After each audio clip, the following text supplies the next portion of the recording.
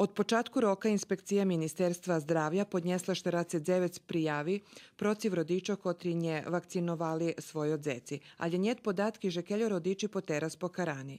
Prešloho roku inspekcija podniesla 198 prijavi.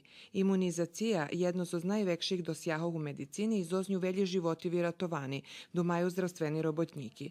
U čaše, kad vše veci rodiči odbivaju vakcinovac dzecko, neophodne že bi še ukazovalo na pozitivni efekti imunizaciji u prevenciji horotoh i jih vikorenjovanju.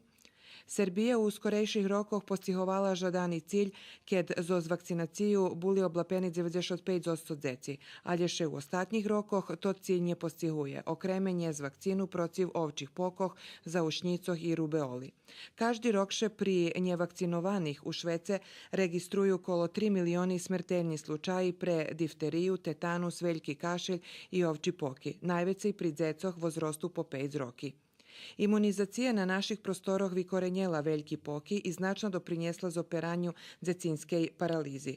U Južno-Banatskim okrugu eliminovana difterija, a ostatnji slučaj ohorenja bebi od tetanusa zaznačeni pred vece jak štiroma decenijami.